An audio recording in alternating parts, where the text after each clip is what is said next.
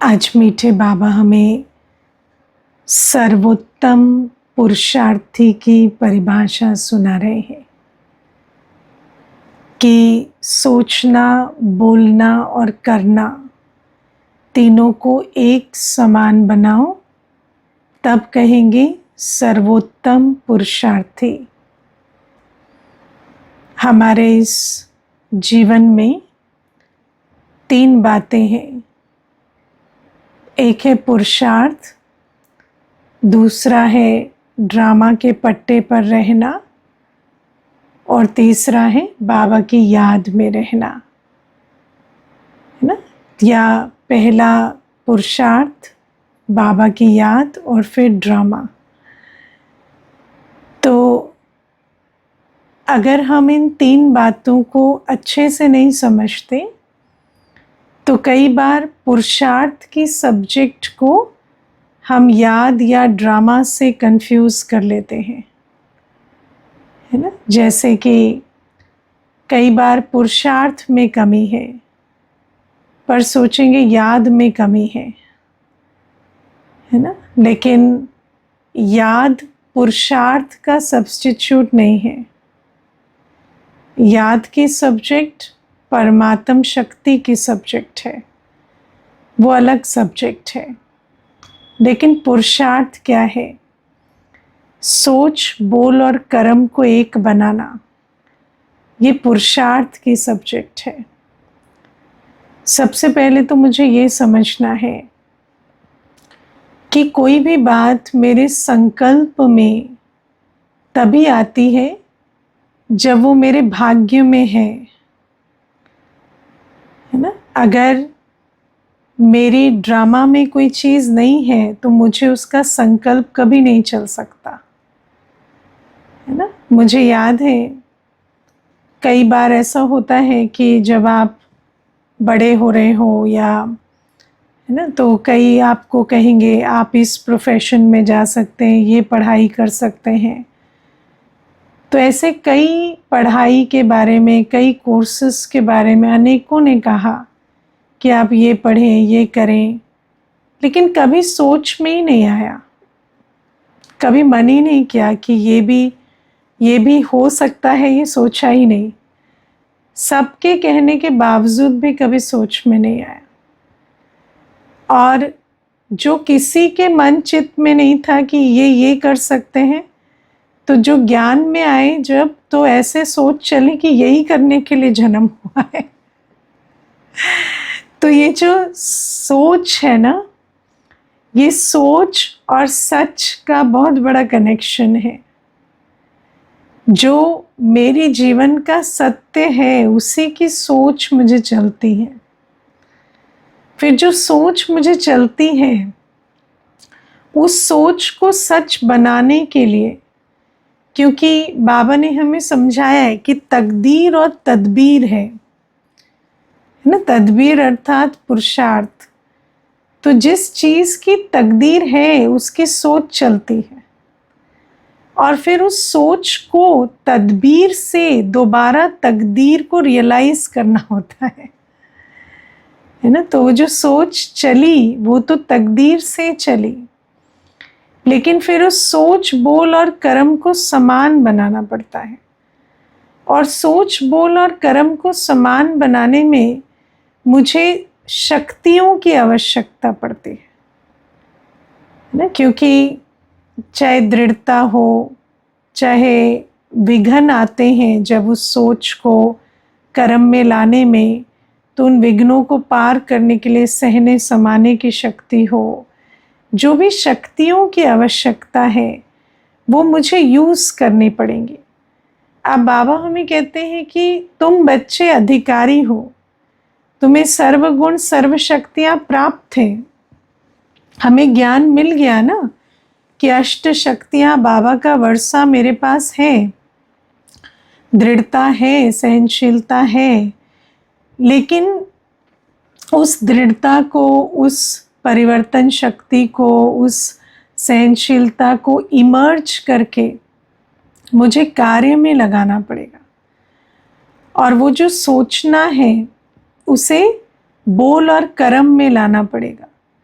कई बार सोच तो बहुत अच्छी चलती है, लेकिन जब बोलते भी हैं तो बोल में भी उस सोच को नहीं लाते, है ना। सोच में रहेगा, जैसे ये भी एक संस्कार हमने बनाया है।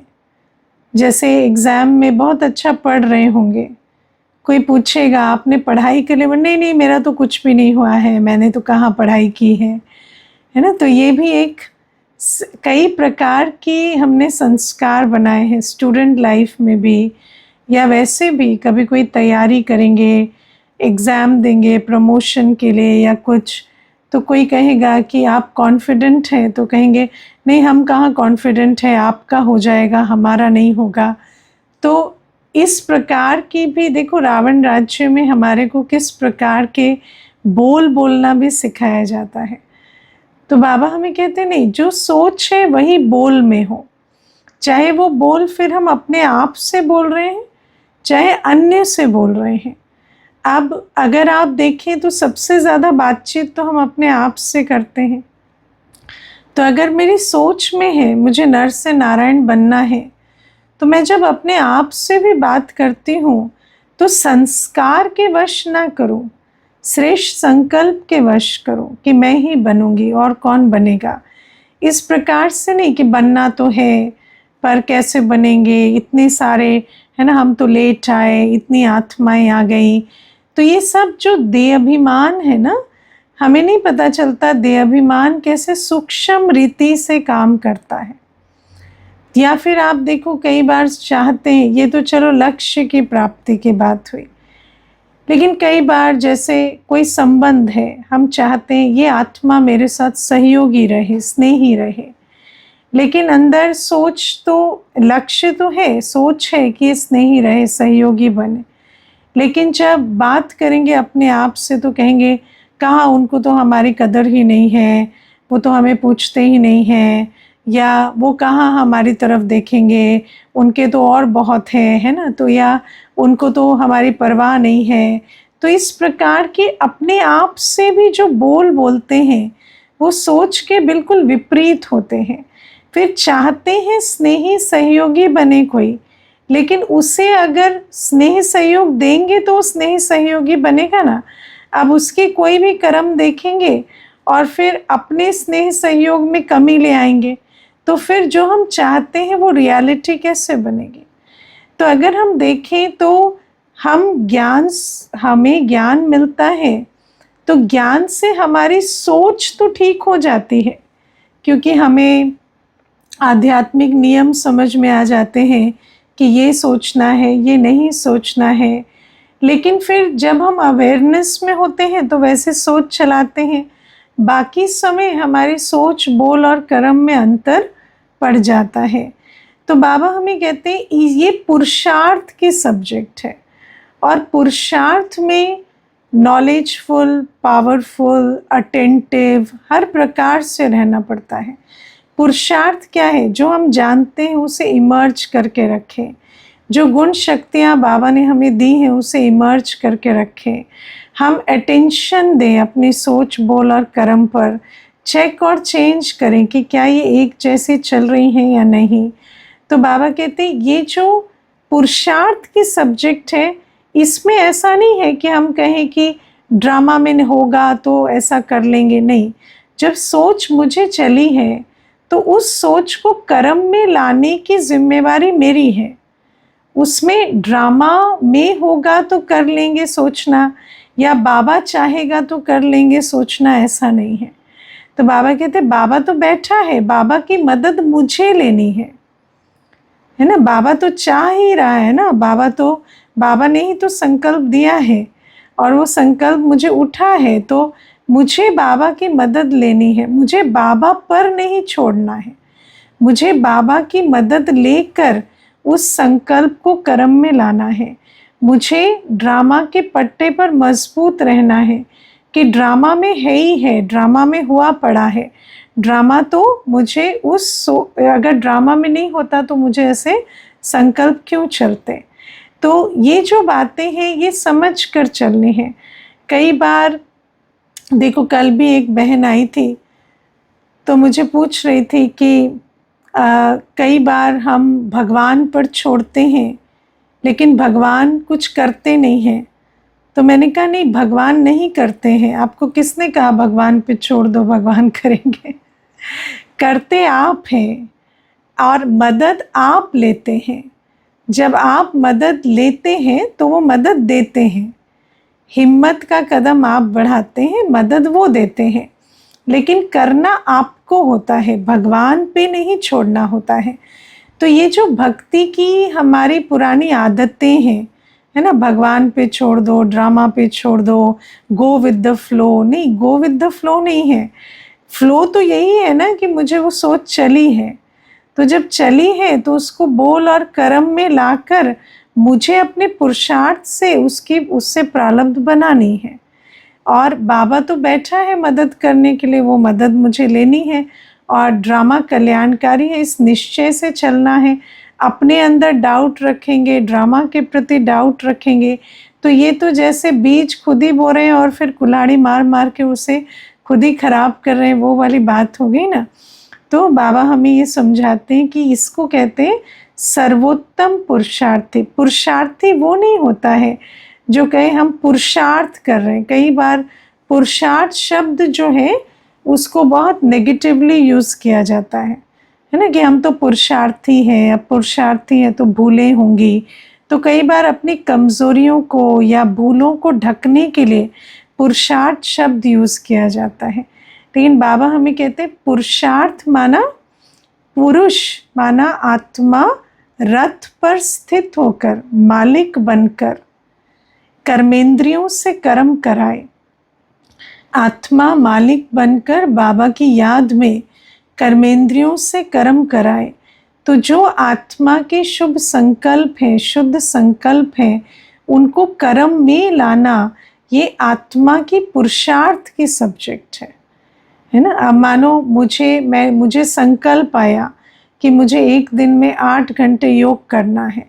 आज तक तो नहीं आया था, अभी आया कि मुझे ये पक्का करना है। तो अब करना है तो फिर उसमें मुझे हर शक्ति को इमर्ज करना पड़ेगा, बार बार अपने संकल्प को पक्का करना पड़ेगा, बाबा की याद लेनी है और फिर अपने आप को पक्का करना है कि ज़रूर है ये संकल्प आया है तो ड्रामा में ये है, तो फिर उस निश्चय से मुझे उसको कर्म में लाना है। तो और या फिर ऐसे नहीं अपने आप से बोलते रहना है कि सोचा तो है पर होगा या नहीं देखते हैं। कई कहते देखते हैं, पता नहीं। अरे आपने संकल्प लिया तो आप करेंगे ना, और किसको पता होगा, है ना। तो है ना, जैसे आज बाबा कहते हैं राय दे दो, तो राय तो दे दो, पर जो राय देगा फिर सबसे पहले किसको ऑफर दिया जाएगा वो राय को कायम कर्म में लाने का, है ना। वो राय, जिसकी राय है उसी को कहेंगे ना कि आप ही करो, क्योंकि राय वहाँ से आई तो फिर कहेंगे कि वही करो। नहीं तो क्या बन जाएंगे, राय बहादुर बन जाएंगे। राय बहादुर क्या होते हैं आप खाली राय देंगे और दूसरा करेगा, ऐसा तो नहीं होगा ना। जिसको जो राय आई वो राय देते हैं। देखो बाबा क्यों आज सबको एनकरेज कर रहे हैं कि जिसको जो सेवा की राय आती है वो दो, क्योंकि जो राय देगा वो सेवा भी करेगा। तो बाबा को तो हैंड्स चाहिए तो बाबा पहले कितना सुंदर युक्ति से पूछेंगे कि आप सभी राय दो, तो राय देने में तो है ना बहुत अच्छे आगे आएंगे। लेकिन सबसे बड़ी बात है कि जो राय हमारी बुद्धि से निकली है तो नेचुरल है कि उस राय को कर्म में लाने में सबसे ज़्यादा योग्यता तो मेरी ही होगी ना। मुझे याद है मैं जब शुरू में ज्ञान में आई तो एक बार क्या हुआ कि एक टॉपिक पर क्लास हो रही थी, तो मुझे ऐसे संकल्प आया कि इस टॉपिक पर जब क्लास हो रही है तो इसमें अगर ये पॉइंट्स भी देते ना तो बहुत अच्छा होता, या इस प्रकार से युक्ति से समझाते तो बहुत अच्छा होता। तो अब राय बहादुर बनने की तो आदत नहीं थी, तो ऐसे चुपचाप बैठ गए। फिर बाबा के कमरे में गई तो मुझे आया, मैंने बाबा को बोला बाबा इस टॉपिक पे ना ऐसे ऐसे हो तो बहुत अच्छा है। तो उसके अगले ही सप्ताह मुझे ऑफर मिला कि उसी टॉपिक पे क्लास करो, जबकि किसी को बोला नहीं था, है ना, किसी को भी वो संकल्प नहीं दिया था। लेकिन आप देखो, बाबा कहते हैं ना कि राय दो, तो वो राय बाबा को दी।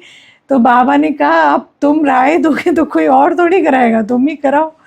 तो फिर जब वो कराने बैठे तो कई पॉइंट्स मैं भूल गई। मैं आपको प्रैक्टिकल बताती हूँ। तो जैसे बुद्धि में जितना स्पष्ट था, वैसे जब वाणी में आया तो इतना क्लियर वो मैसेज नहीं दे पाई। तो फिर मुझे समझ में आया कि सिर्फ सोचने से नहीं होता, है ना। बोल और कर्म में लाने के लिए तो बहुत अभ्यास चाहिए, बहुत तरह की तैयारी चाहिए। और सबसे बड़ी तैयारी क्या चाहिए? अंतर्मुखी रहना, एक रस बाबा की याद में रहना। इतनी अच्छी अवस्था नहीं है। वो बात मेरी समझ में आई। तो फिर धीरे धीरे समझ में आया कि ये जो सोच, बोल और कर्म है, एक मैं आपको प्रैक्टिकल जो एक सोचेंगे भी, आप किसी टॉपिक पर भी सोचेंगे, उसको बोल में लाने के लिए भी आपको बहुत सारे गुण चाहिए।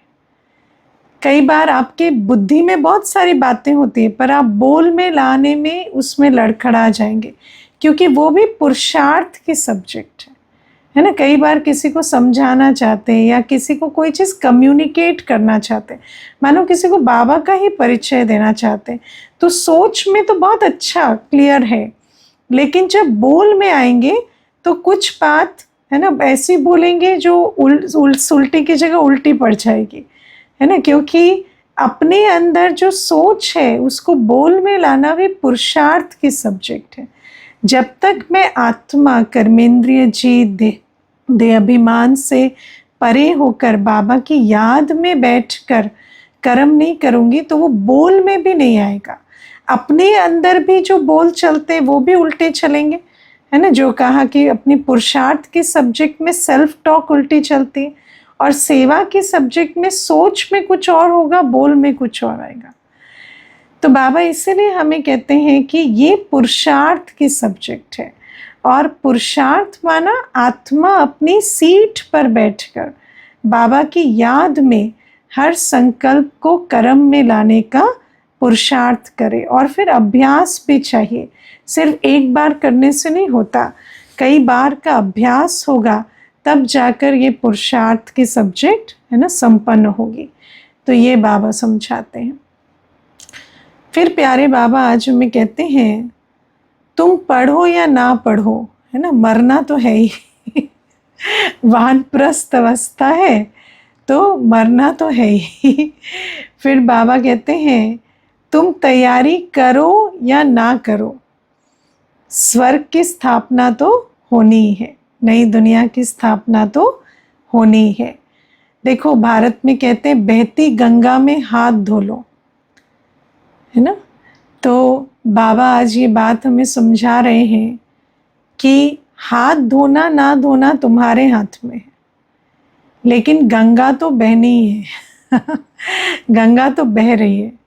और बाबा कहते हैं, तुम तैयारी करो ना करो, स्वर्ग तो आएगा।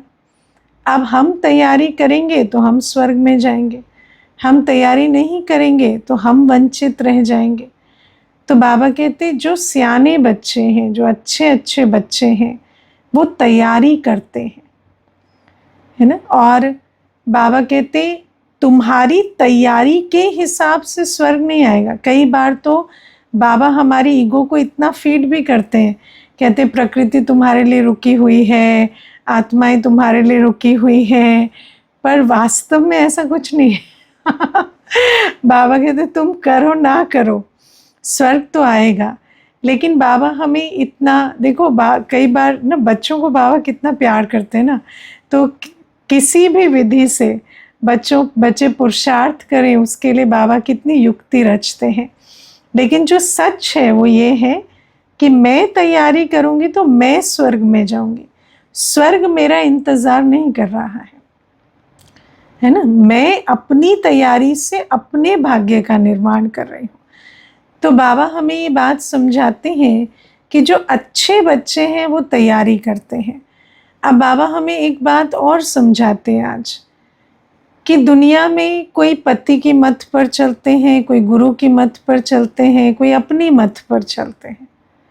लेकिन चाहे वो दुनिया अन्य की मत हो चाहे अपनी मत हो, सब कुछ क्या है, आसुरी मत ही है ना। क्योंकि इस दुनिया में कोई ईश्वरीय मत बाबा के सिवाय तो कोई देता नहीं। तो बाबा कहते चाहे अपनी मत पर चलो, चाहे गुरु की मत पर चलो, चाहे पिता की मत पर चलो, चाहे पति की मत पर चलो, सब अपने को आसुरी तरफ ही ढकेल रहे हैं, है ना। मैं आपको अभी बताती हूँ, 3-4 दिन पहले एक कन्या आई थी, तो 22-23 वर्ष की आयु होगी शरीर की। तो मुझे कहती कि मैं जब 16 वर्ष की थी तो मैंने घर छोड़ दिया, और कहती कि मेरे जो माता पिता थे वो बहुत कंट्रोलिंग नेचर के थे। तो मुझे ऐसा लगता था कि मुझे फ्रीडम चाहिए, मैं जो चाहती हूँ वो मैं कर नहीं पा रही हूँ। तो मैं 16 साल की उम्र में घर से भाग गई। लेकिन अभी 5-6 साल हो गए मैं बाहर रह रही हूँ, अकेले रह रही हूँ। लेकिन अभी मुझे रियलाइज़ हो रहा है कि उनके साथ मेरी उन्नति नहीं हो रही थी और उनके बिना भी नहीं हो रही है। वो कहती कि वहाँ भी मेरी कोई पर्सनालिटी डेवलपमेंट नहीं हुई, मैंने वहाँ भी अपनी बहुत दुर्गति की, क्योंकि पिताजी का क्रोध और एग्रेशन, और मेरी माँ जो थी वो मेरे लिए कोई स्टैंड नहीं ले पाती थी। तो वहाँ पर भी मुझे मेरी जो मैं बनना चाहती थी वो मैं नहीं बन पा रही थी। लेकिन जब मैं बाहर आई तो मैंने उस फ्रीडम को भी मैंने ठीक से यूज़ नहीं किया। वहाँ पर भी मेरे अंदर जो दबी हुई इच्छाएं थी, विकार थे, उन्हों के कारण मैं आज बहुत बुरी हालत में हूँ। और कहती कि मैं तो अभी रिसेंटली एंग्जाइटी की दवाइयाँ भी खाने लगी हूँ और मेरी हालत ठीक नहीं है। तो आप देखो, चाहे कोई अपनी मत पर चले, है ना, चाहे कोई दूसरे की मत पर चले, दुनिया में हमने दोनों बातें देख ली। ऐसा नहीं कि इस संसार में हमने दोनों बातें नहीं देखी, हमने वो समय भी देख लिया जब हम दूसरों के कंट्रोल में रहते थे, है ना। हमारे पिता के समय या उनके पिता के समय क्या होता, गुरु के कंट्रोल में, पिता माता के कंट्रोल में, या पत्नी जो है पति के कंट्रोल में रहती थी। और आज वो समय भी आ गया जब कोई कहते हैं हम अपनी मर्ज़ी के मालिक हैं, हम अपनी मर्ज़ी से चलेंगे। और दोनों ही सूरतों में विश्व का कल्याण नहीं हुआ है। क्योंकि चाहे कोई दूसरे की मत पर चले तो अन्य भी विकारी है, और अपनी मत पर चलो तो हम खुद भी विकारी। तो इसीलिए बाबा हमें कहते हैं कि श्रीमत पर चलो, है ना। तो मुझे एक वो जो बहन की बात बता रही हूँ, तो मुझे कहती अब मैं किससे पूछूं क्या करना है। तो मैंने कहा भगवान से पूछो। तो कहते वो थोड़ी बात करता है। तो मैंने कहा करता है ना। तो उससे थोड़ा सा अभी कोर्स करोगे तो आपको पता चलेगा कि भगवान बात भी करते हैं, राय भी देते हैं, समझाते भी हैं क्या करना है क्या नहीं करना है। तो बाबा कहते मेरी श्रीमत पर चलेंगे तभी तैयारी होगी नई दुनिया में जाने की, सुख शांति में जाने की। और आज जिन बातों को बाबा अंडरलाइन करा रहे हैं कि कौन सी तैयारियां मुझ आत्मा को करनी है, क्योंकि स्वर्ग तो आना ही है, लेकिन मुझे क्या तैयारी करनी है उसको आज थोड़ा देखेंगे। तो पहली बात बाबा कहते देही अभिमानी बन मुझे याद करो, है ना। अब बाबा की याद क्यों नहीं रहती, क्योंकि बाबा को याद करने का तो पुरुषार्थ करते हैं, लेकिन देही अभिमानी होने का पुरुषार्थ नहीं करते। सबसे मुख्य भूल वही होती है, हम अपने को आत्मा ही नहीं समझते। जैसे भक्ति में बाबा को याद करते थे तो अभी सोचते देह भान में ही ज्योति बिंदु पिता को याद कर लेंगे, लेकिन नहीं, देह भान में ज्योति बिंदु पिता को याद नहीं कर सकते।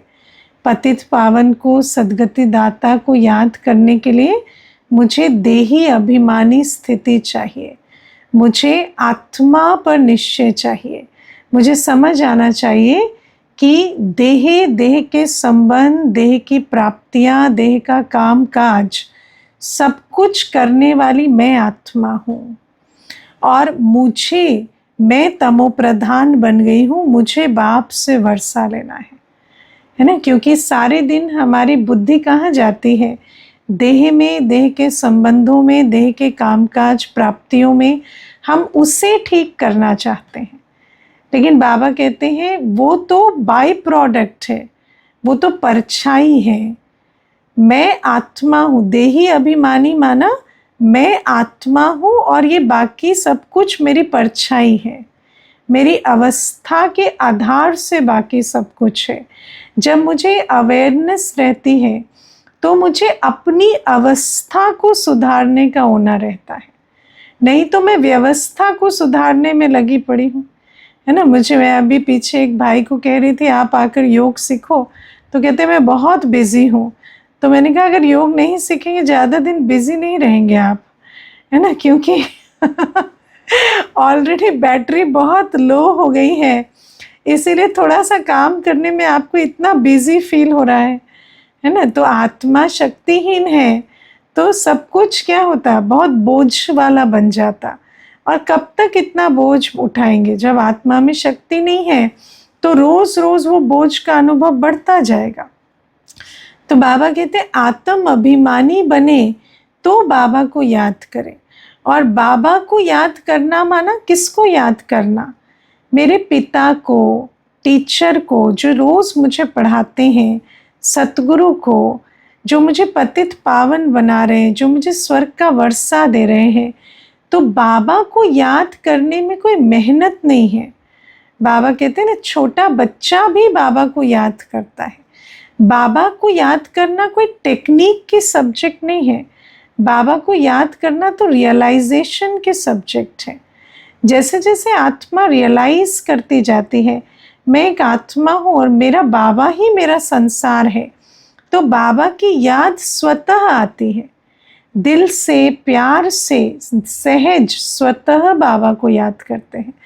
तो बाबा कहते कई बच्चे याद की सब्जेक्ट को समझते ही नहीं है, है ना, याद में मेहनत करते रहते हैं, समझते हैं बाबा को याद करना कोई टेक्निक है, लेकिन नहीं। बाबा कहते इसीलिए बच्चों को मेहनत लगती, याद की चार्ट देखो तो बहुत कम रहता है। क्यों? क्योंकि बाबा को समझ कर याद नहीं कर रहे, अपने आप के संबंध को जानकर बाबा से याद नहीं कर रहे। और बाबा कहते फिर क्या होता है, जब बाबा को समझते नहीं है तो सिर्फ बाबा को याद कब कर रहे हैं? जब बैठते हैं बाबा को याद करने, बाकी टाइम तो बुद्धि भटक रही है। अब जो बुद्धि 23 घंटे भटक रही है उसको बिठा देंगे तो क्या वो शांत हो जाएगी? उसको तो शांत होने के लिए 1 घंटा चाहिए, है ना। तो बाबा कहते हैं फिर याद तो होती ही नहीं है। बाबा को याद कौन बच्चे कर सकेंगे? जो आत्मा समझ बाबा के साथ संबंध का अनुभव करते हैं, जब सारे दिन अंदर अंदर काम काज करते, सब कुछ करते, मुझे मेरे पिता की, करावनहार की, टीचर की याद रहेगी, तब तो मैं जब बैठूंगी तो उस याद का खाता जमा होगा, वरना भटकती हुई बुद्धि से कहाँ याद करूंगी। और ही क्या करूंगी, बैठूंगी और वायुमंडल को बिगाड़ूंगी। जो याद कर रहे हैं उनको भी, है ना, उबासी और नींद आने लगेगी, क्योंकि अपनी अवस्था से वायुमंडल को बिगाड़ेंगे। तो बाबा कहते याद के सब्जेक्ट को ठीक से समझना पड़े।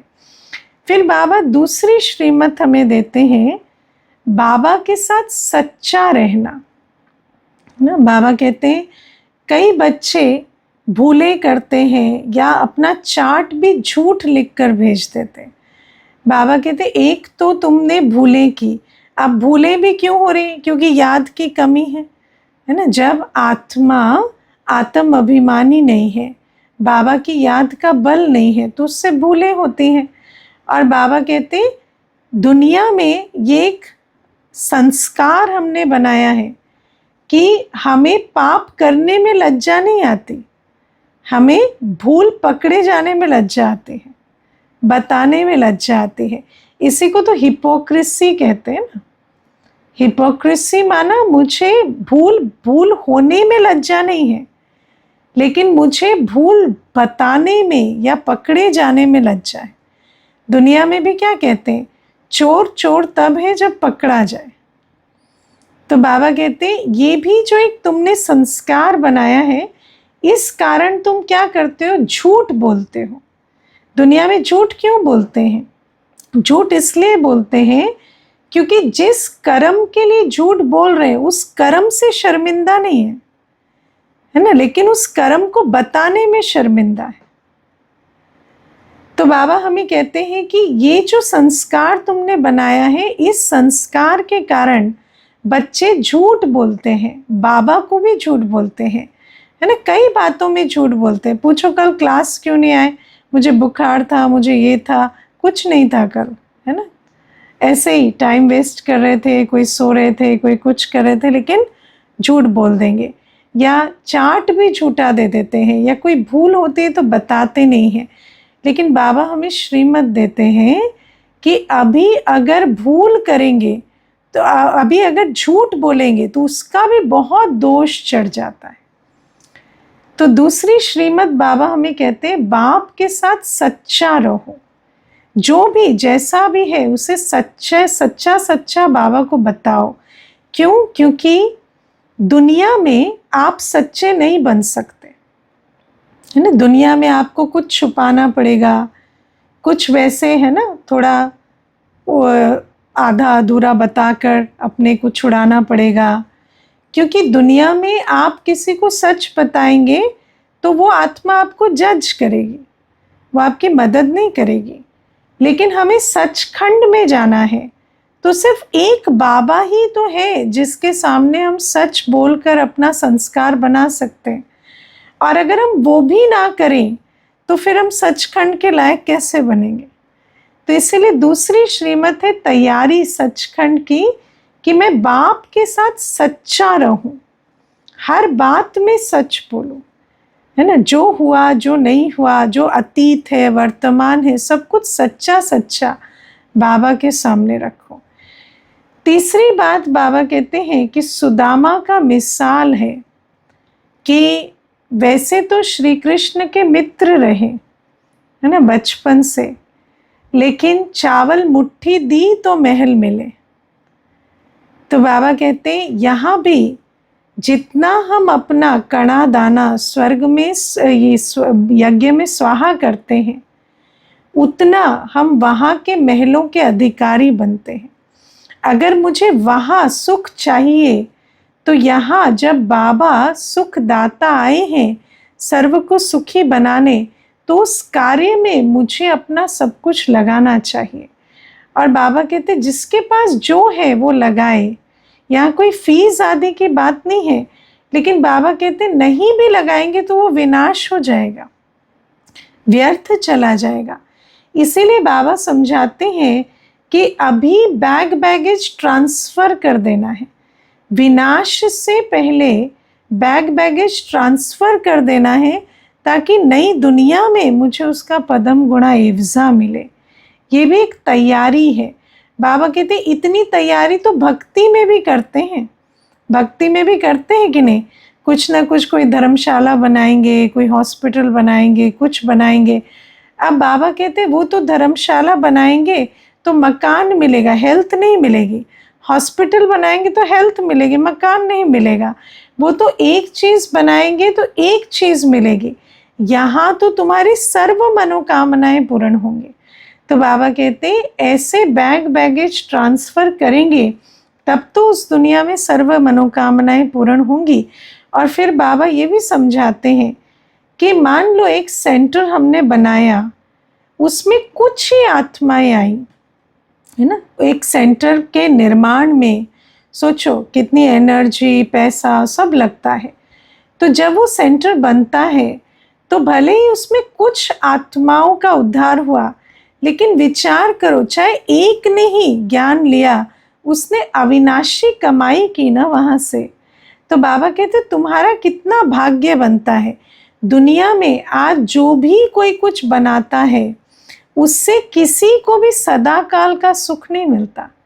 इसीलिए बाबा कहते हैं ये जो अविनाशी प्राप्ति करा के अविनाशी भाग्य बनाना, ये स्कीम बाबा ने निकाली है, तो इसका लाभ लेना चाहिए।